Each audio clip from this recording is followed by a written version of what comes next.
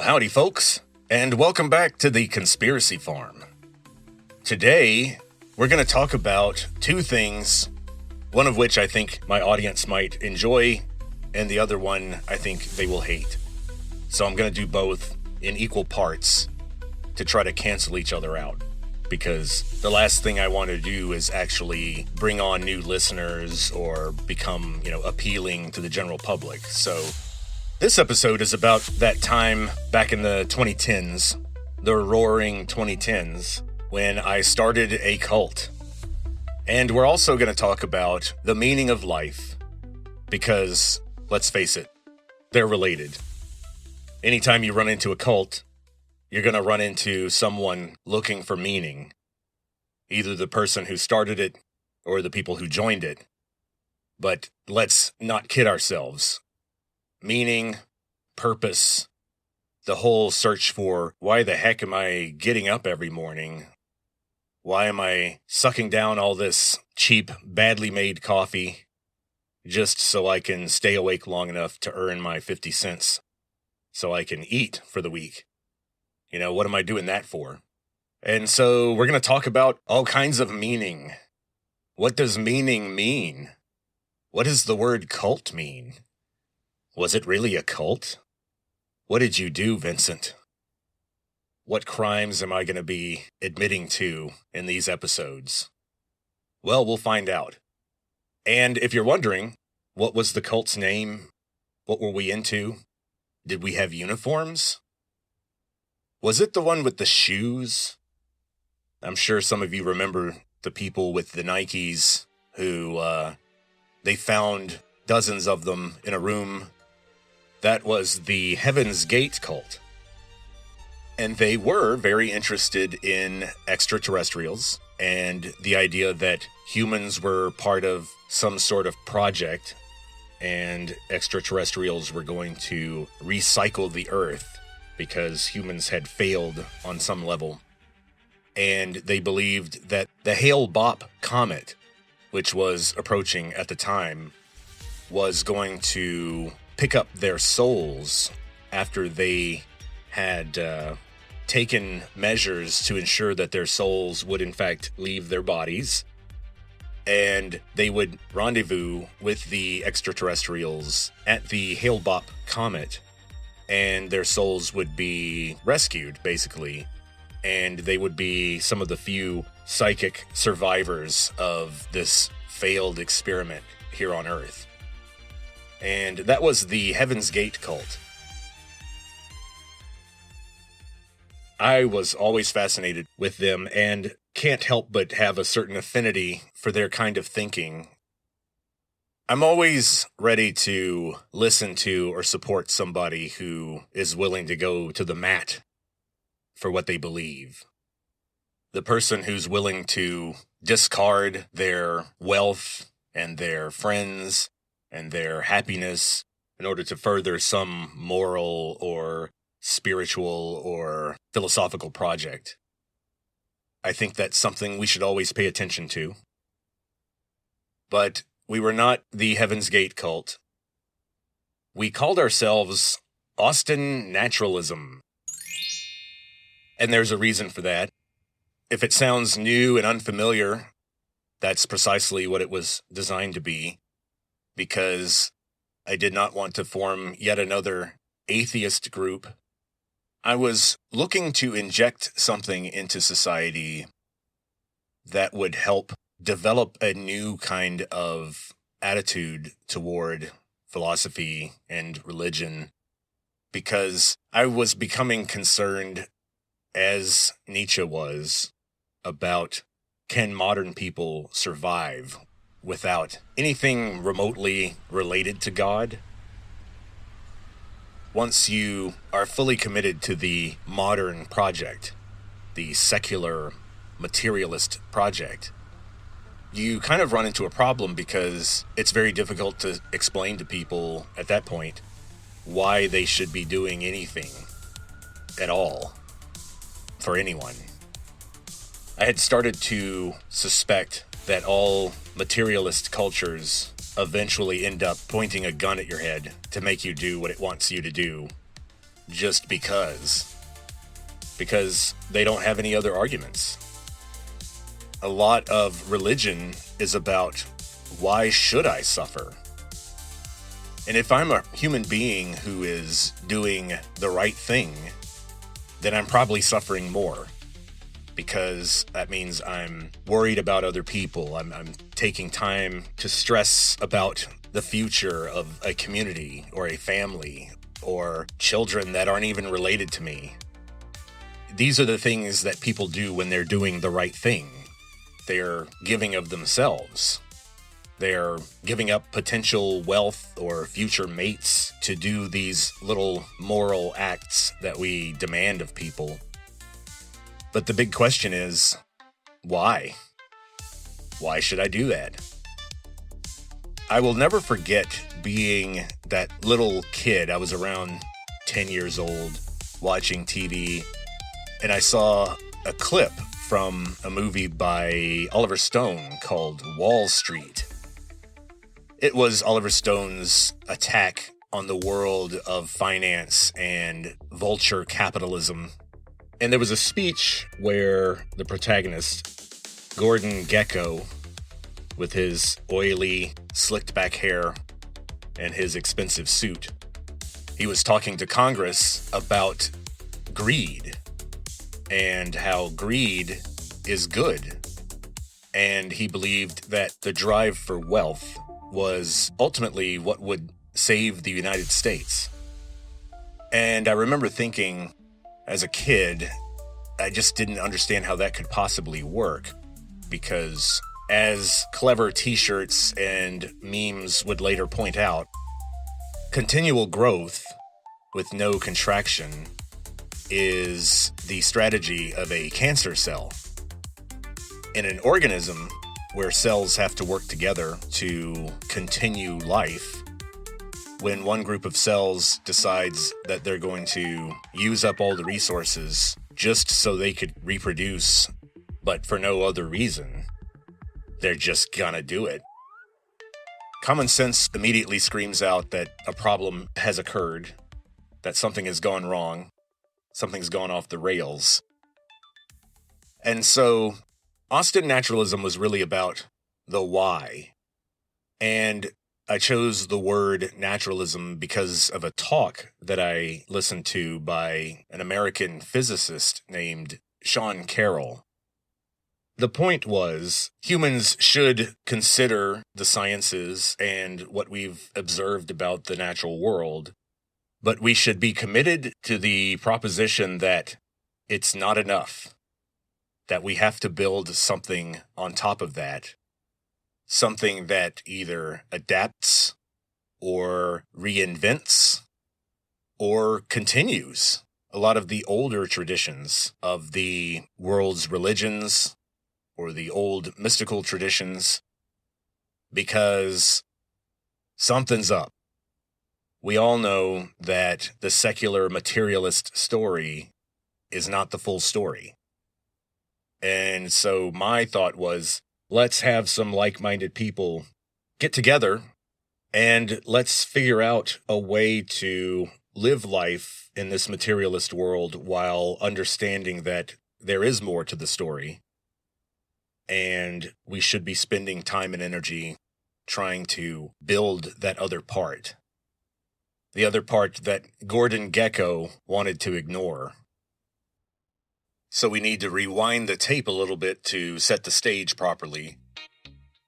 I started the cult Austin Naturalism in the early 2010s, but to figure out where my mind was and what my mindset was at the time, we're going to have to look back at the late 90s.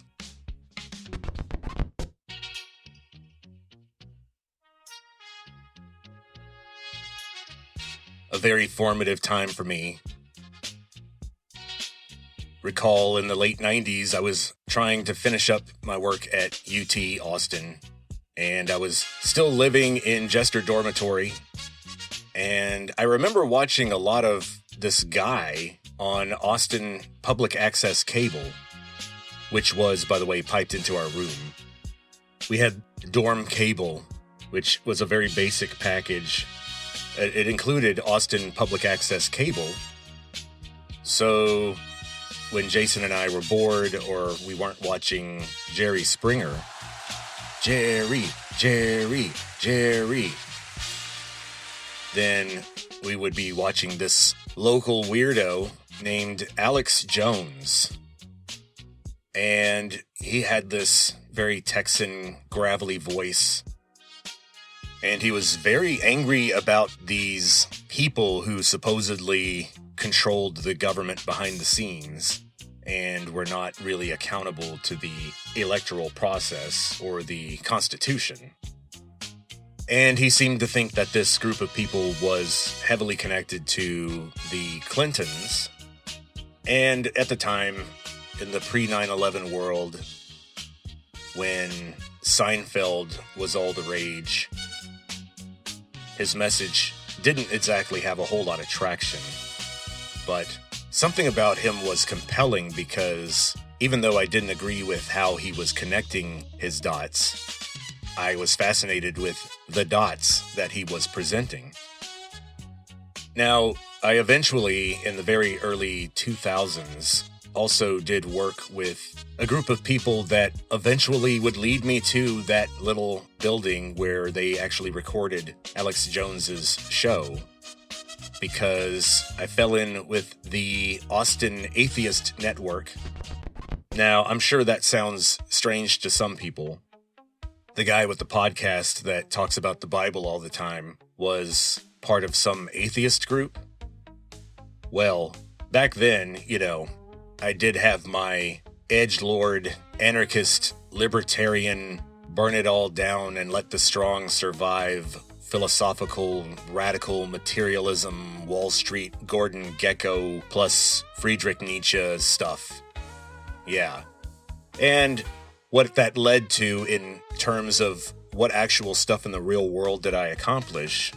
Well, one good example is work I did with them to organize testimony and a showing at the Capitol to try to pressure the Texas School Board to adopt textbooks that included discussions of contraception and condoms. I thought that would be a good idea. While I was preparing my notes to make this episode, it occurred to me how much of the vibe changed. In the 2000s in Austin, everything was about the war on terror. Sam Harris was a big philosophy guy at the time, and we'll talk about him. And here I am having beer with guys who work the sound booth during Alex Jones's show. And they're telling me that he's actually a really laid-back, cool guy. And I find that fascinating. But what started to happen through the rest of the 2000s, as I approached the 2010s, of course, there were certain events and transitions that started to give me a less materialist, less edgelord worldview. And I think how the war on terror played out definitely affected things. The 2008 financial meltdown, the rise of comical wealth inequality. And by the way, my issue with that is not old-fashioned jealousy, as a lot of people try to frame it. Because in any free society, you're going to have some people that have more stuff than other people. Some people are just better at getting stuff and keeping stuff or managing their money. The problem is not who gets to buy a Lexus. It's who gets to write the laws. And so that's the issue. It's wealth's relationship to power that's the problem. If these radically wealthy people just want to go off and buy a bunch of jet skis and enjoy their wealth, more power to them. But when they try to go shopping for a senator, that's when my red lights go off and I'm thinking, oh, that's not good for us politically. And Aristotle pointed out that the size of a society's middle class is very indicative of its overall economic and social health. By 2010, I was fairly well established in my job, and it was becoming routine. I had 2 children. They were very young, but I was getting the father and paying bills and money stuff sort of nailed down, and I was starting to look at the next phase. Once my kids got into the job market or the marriage market, what would be going on at that point? And I was starting to realize that it is the prior generation's job to tell the next generation what's what. The problem is that they need to be accurate about that, and they need to allow for the fact that technological and economic circumstances can change. And so a lot of the advice has to be adapted for the future. And so I was just thinking, let's just do that with all of culture. Let's do that with the Bible. It is my job to transmit culture to the next generation. Here's where you are, guys. Here's where humans have been. Let's get you up to speed. Here's the civilizational project you were born into. Here's what can wreck it, and here's what we know helps move things forward. So I thought, let's get a group together of like-minded people. And boy, by the late 2000s, social media and Facebook and Craigslist and MySpace was already on its way out. But at that point, it was so easy to form groups and get in touch with people. And of course, now in 2025, we're sick of it. We're sick of hearing each other's problems. We're sick of people trying to get us to join their groups. Social media has sort of rotted out our social system to some extent. But back then, it was exciting and new. And the idea that you could get on Craigslist on your phone and you could find all these cool meetups and organize people, that made me very excited because I'm thinking, here's a case where technology is going to help me out. And so we started to meet. I just put an ad up on Craigslist. I came up with a cool logo, or at least I thought it was cool, but I was already thinking about something that would go on a t-shirt. Our first meeting places were at local tea houses and then parks when the weather was good. Sometimes sports bars. But we started to meet outside more and more. It almost became a thing that since we were Austin naturalism, that we would tend to be outdoors. And there was this idea that we were going to make the entire outdoors of Travis County our academe. We were going to make the green spaces of Austin our academy. Just like Plato's academy was actually a large outdoor space that was owned by his family. So, in the late 2000s, early 2010s, an American physicist named Sean Carroll gives a talk about naturalism. I watched this on the primitive version of YouTube that we had at the time.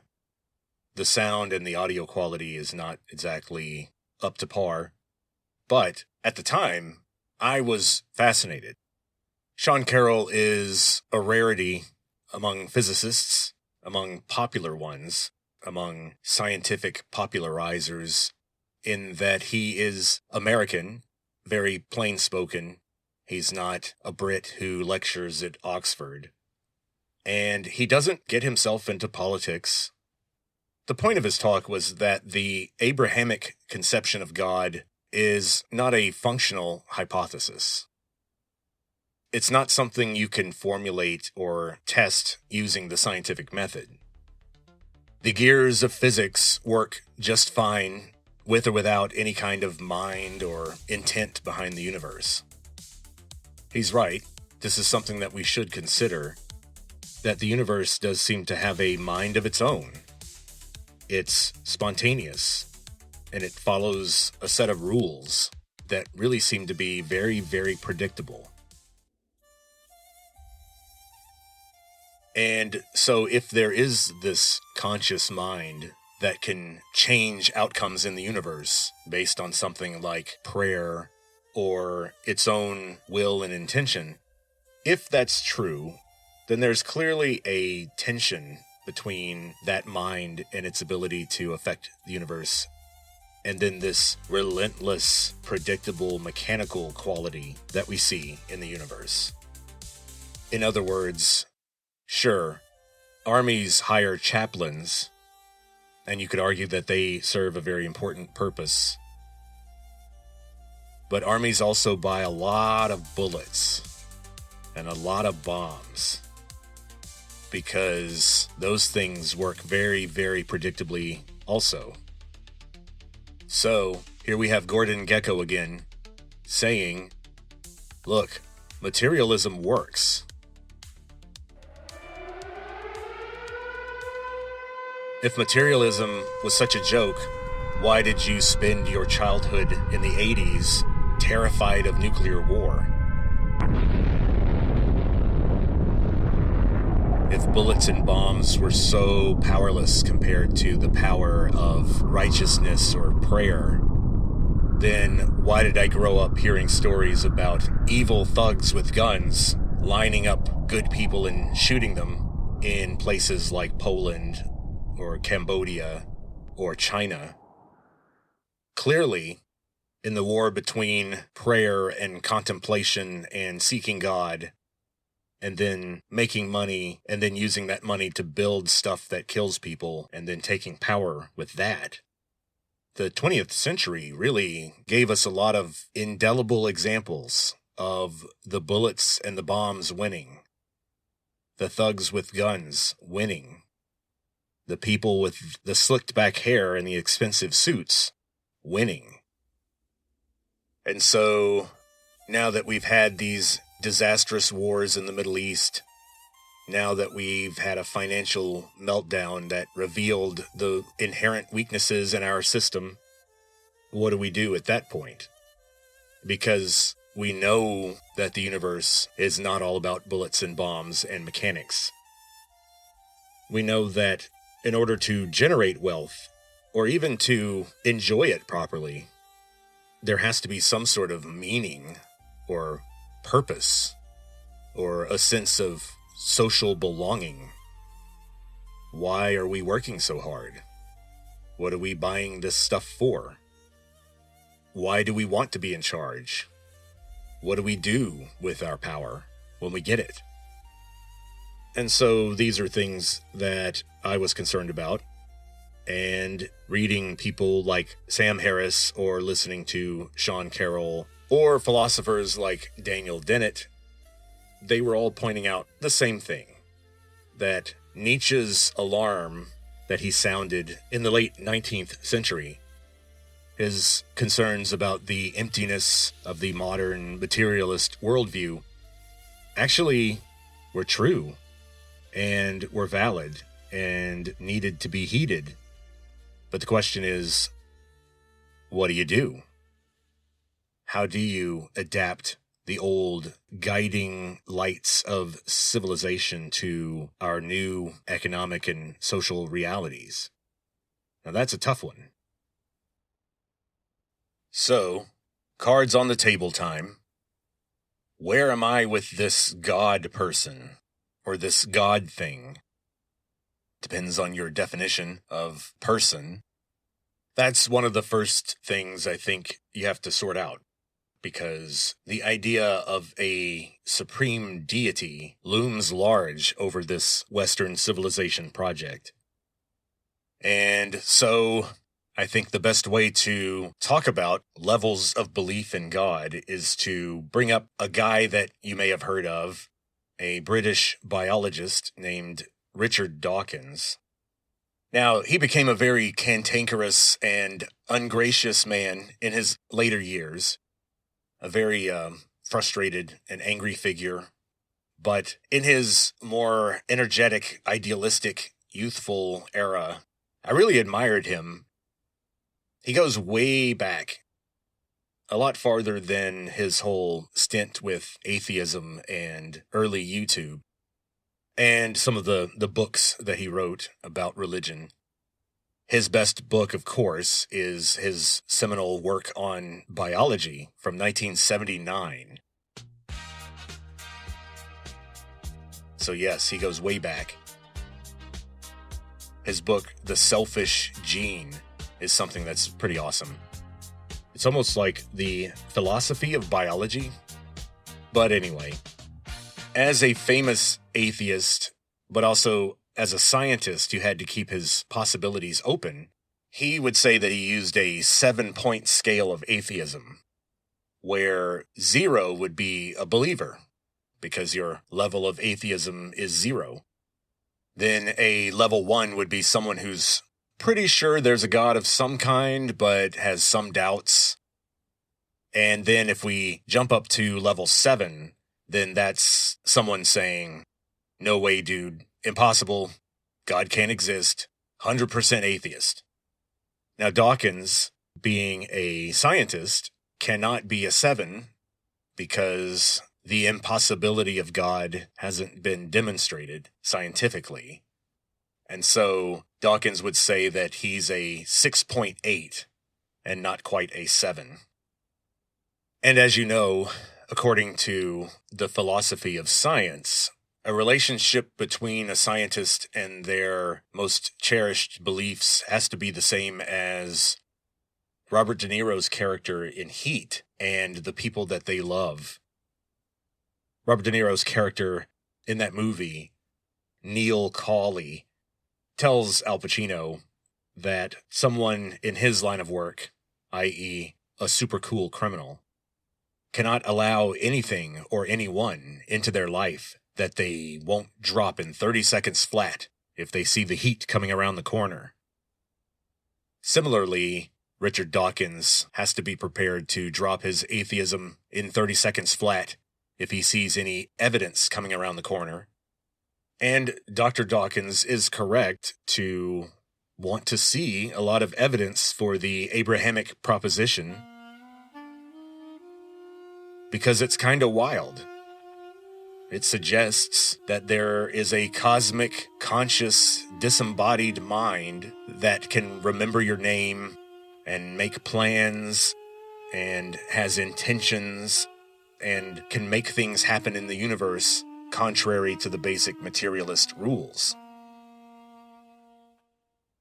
Much to the credit of many biologists and neurologists, they are prepared to admit that we know almost nothing about consciousness and how it occurs and what it is.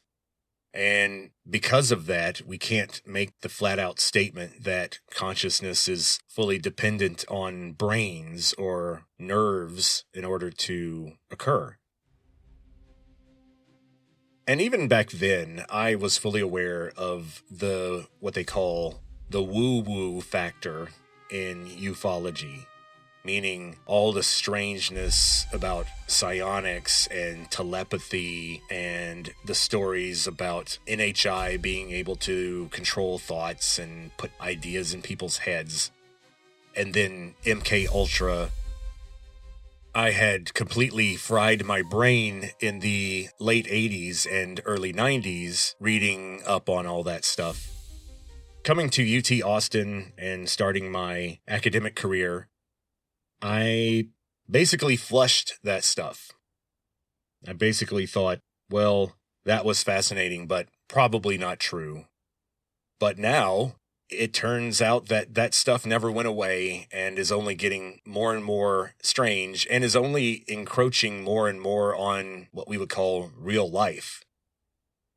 In fact, supposedly in 2027, there will be a full-on collision between the woo-woo factor and the weird world of ufology and the real Gordon Gekko material world that we inhabit. But that's 2 years away. Supposedly. Who knows? But I'm now in a weird position because the UFO phenomenon is providing some evidence or indication that consciousness can exist outside of a brain, and that there is some sort of universal awareness.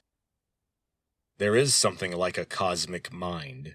even if it's not something that can form coherent thoughts yet, and doesn't know my name yet. But then again, if this universal awareness doesn't have a brain, it may not have a mind in the same way that we would define a mind.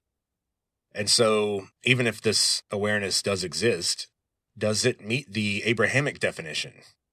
Does it make plans? Does it know my name? Now, on a Dawkins scale, I'll say I'm a 5.6 on that. But notice that we're dancing on slippery ice here, because a lot of this depends on your definitions. And the UFO stuff brings up another issue, which is that our conscious experiences seem to have some sort of impact on the cosmos. And it has some sort of connection to this universal mind. We're not sure how much we can affect the future. And our effect on the future and what we've done in the past might be very important, because if some of the bizarre things we're seeing in physics are actually true, then we'll have to start thinking about the future as something that already exists. And we have to start thinking of the past as something that still exists. It never goes away. 5-year-old Vincent, wearing his Superman cape, still actually physically exists. It's in a spatial direction that is difficult for me to imagine, and there's nowhere I can point a telescope to see 5-year-old Vincent, but he does still exist.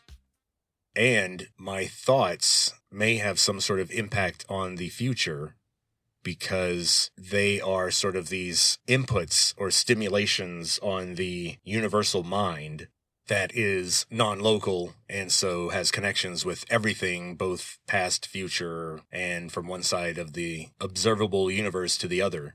So basically, the universe is kind of like a big stack of Polaroids, and we have to just sort of move from the bottom of the stack to the top, one moment at a time. But those moments don't actually go anywhere. We're the ones who are moving. It's sort of like our lives and the entire universe is like a Super Bowl that someone recorded on an old VHS tape. If we're watching the Super Bowl and I say, hey, I found a recording of this, I think I know how this ends. The fact that the recording exists doesn't mean that the choices and the actions of the players don't matter. It's just that the game already happened from one person's point of view, somehow, and the rest of us have to experience it one moment at a time. But really all that happened is somebody cheated because they know the future. And so a lot of people think, well, gosh, if the future already exists, then that means that my present actions don't matter. Well, no. The future that exists depends on your actions. It's just that we have to do things one step at a time, but the universe doesn't. And whatever the universal consciousness is, it bridges past, present, and future in a way that we don't understand. And so, I guess the best way to sum this up is what Maximus told his cavalrymen right before the battle with the Marcomanni at the beginning of Gladiator. He told them, "Remember, brothers, what we do in life echoes in eternity." That seems to be true. That seems to be the logical conclusion. I kept the ed short and sweet, and I used my logo. And the logo was essentially a kind of graphic of a tree, where the roots under the ground began to form a more fractal sort of elemental shape. It tried to communicate a connection between living things and physics, basically showing that what we see in the universe is a series of overlapping emergent phenomena that are built out of much more basic mechanical type processes. Something simple and evocative. Something that looked good as a vector graphic also, because remember, I was waiting to print these things on t-shirts. The ad was very open-ended. It just talked about, are you looking for a group where we can discuss these big issues and form a new dogma? Form a new basis of morality that's based on controlled observations and structured empathy.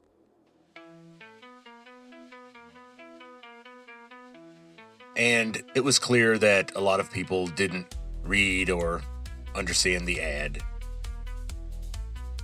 A lot of people basically thought we were an atheist group or for people who were deconverting, or people who were interested in promoting science education.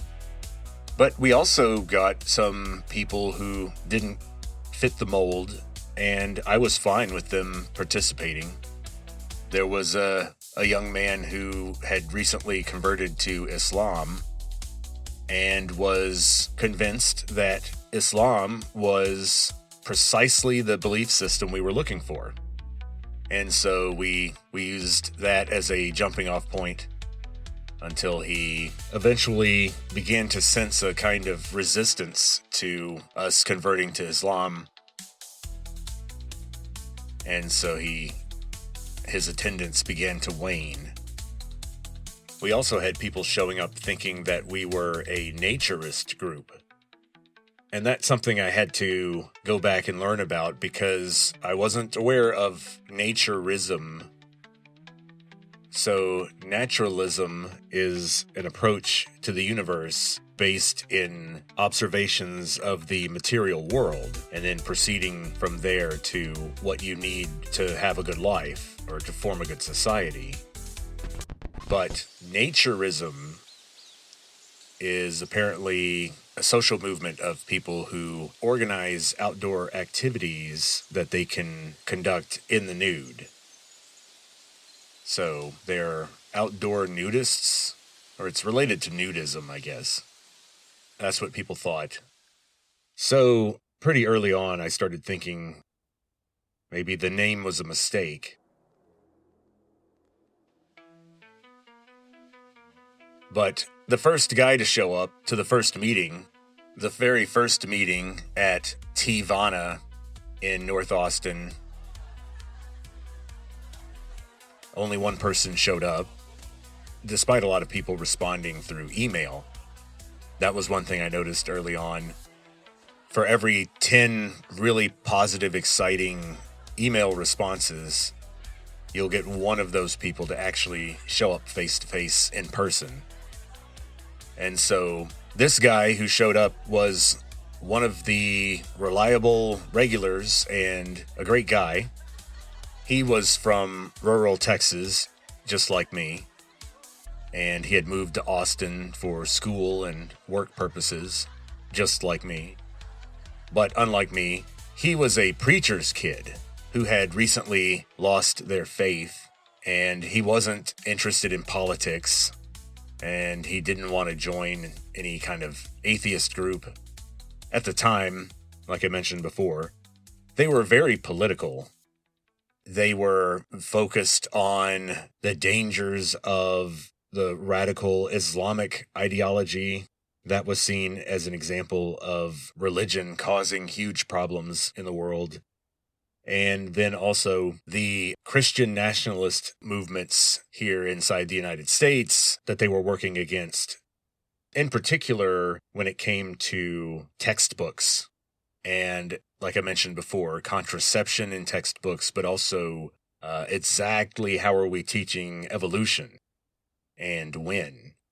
And can we mention this intelligent design idea? You know, it should have set off some alarms in my mind that my ad had attracted a preacher's kid, because Nietzsche himself was a preacher's kid. And it turned out that a lot of the people who gravitated toward the group or who resonated with the group were people who had been raised in a religious household, but then had a deconversion experience.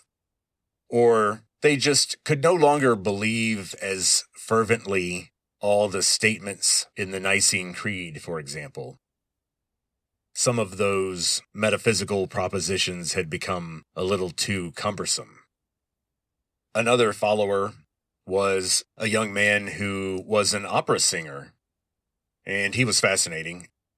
He could always take the conversation in a different direction, usually in a way involving art or music that added something new to the discussion. And he came over to my house a couple of times. He was one of the few people who liked the movie The Master by Paul Thomas Anderson, starring Philip Seymour Hoffman and Joaquin Phoenix. I think it's brilliant. My wife, not so much. But probably the two most important or consequential members were a young couple in their 20s. They were both students. They were both from fairly wealthy backgrounds. He was a very serious philosophy student. He was a confident guy who could argue with anybody. He reminded me of myself. And his girlfriend was a very, very petite young woman who was studying random subjects in school just for enjoyment and self-development because, as she would say, she was unlikely to survive to middle age. So she wasn't interested in building a career or having a family. She was just thinking about life. And that's because she suffered from cystic fibrosis, which is a genetic disorder that changes the nature of the mucus that your body forms. And it causes a huge list of disabilities and health problems. And I got to see how difficult life can be for someone with this condition firsthand. And it's a doozy. Now, I recently did some checking, and it turns out that treatments for cystic fibrosis have apparently improved dramatically over the last 10 to 15 years. So that's good. Her idea of not surviving to middle age may not be as firm of a conclusion as it used to be. I'm a terrible person, so I have not checked up on her or any of the followers since the group ended. But I hope things turned out as well as they could. She definitely suffered from depression, and her concern about how to deal with her depression caused a disagreement between her and her boyfriend and me, because he and I had different opinions on what she should do. And it really taught me a lesson about be careful what you wish for. If you want to be a leader, beware that people will definitely put life decisions in your hands. And you have to be ready for that. Religious leaders in the Abrahamic traditions have a lot more tools to help them console or encourage people who are dealing with extreme adversity in life. I didn't have a lot of those. But there's a problem at the foundation of the Abrahamic traditions also. It's the big secret.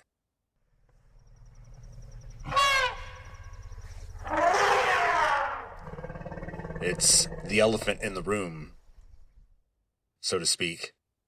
And this has to do with that meaning and purpose stuff that I was talking about before.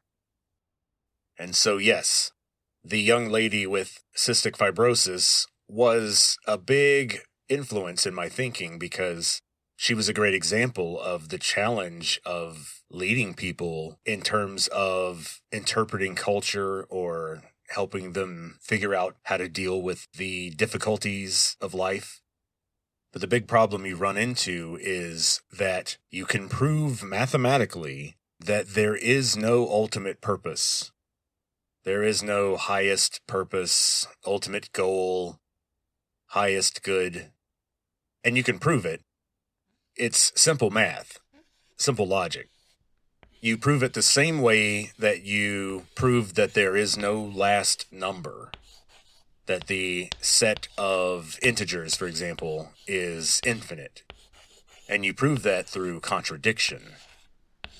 So, in your proof, if you let x equal the last number, such that there is no number larger than x, you write that on the board.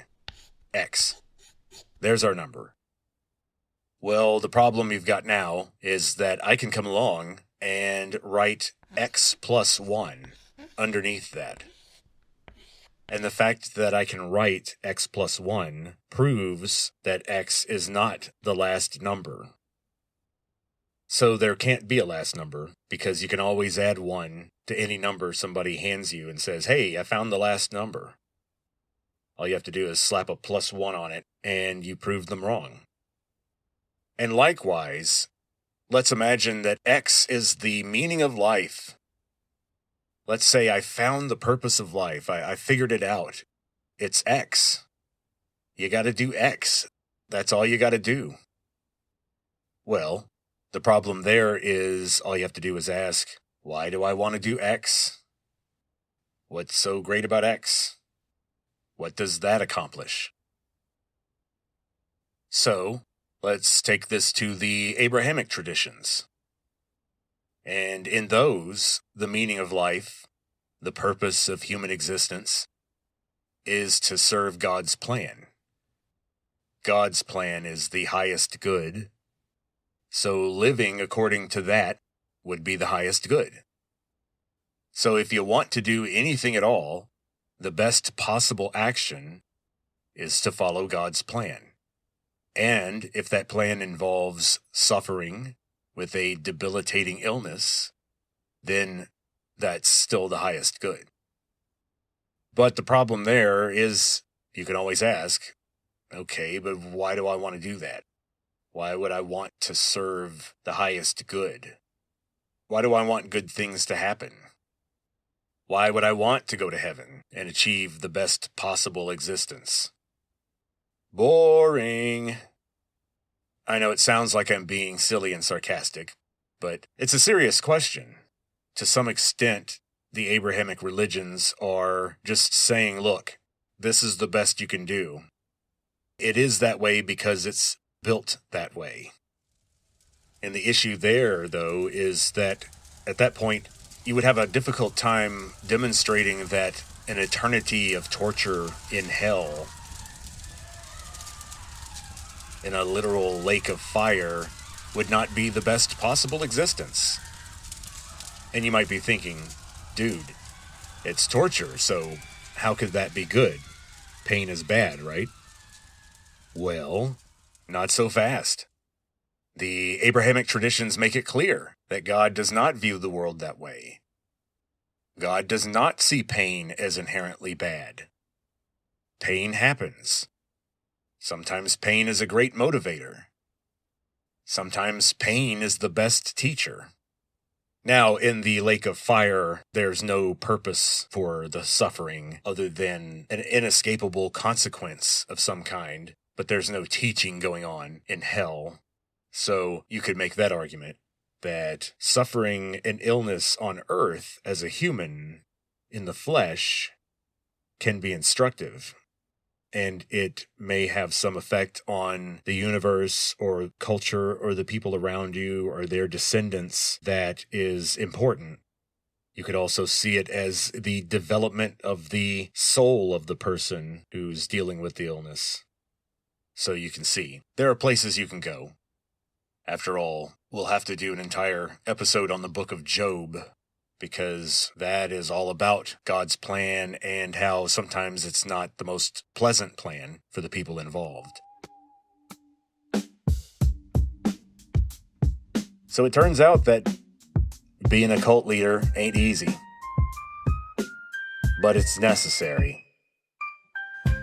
So I'm chasing new acolytes like Tom's chasing Jerry. Well, in the next episode, we'll continue to talk about the people that I met and some of the conflicts I ran into. And of course, we'll talk about our greatest peaks and then what caused the eventual dissolution of the group. Overall, I can tell you that I learned that people have a deep and desperate need to belong to something. And that something is a group of people that serve some kind of cause. Whether that cause is beekeeping or bird watching or guarding the nuclear missiles on a submarine, it doesn't matter. As long as it's an organized social activity where you're relying on other humans for resources and leadership. So that's one thing I learned about starting this group, is that people need groups. And if you think that cult leaders like Jim Jones killed a lot of people, that's small potatoes compared to how many people have died from groupthink, or just plain chaos, or mob rule. The lemming type thinking that sends everyone running over a cliff for no particular reason. I also learned that leadership requires telling people things that are hard for them to hear. The young woman with cystic fibrosis was a challenge because I realized that I didn't have a good story to sell her. I felt a need to try to make her feel better about her situation, but all I could really do in the end was to challenge her intellectually and provide a social environment where she could find some extra resilience in the group that we created. So, we'll talk about our rise and fall in the next episode, and a little bit more about what I think I learned about religious beliefs in general, and what kind of belief system might take hold over our future. And so, more on that in the next episode. Until then, talk to you later.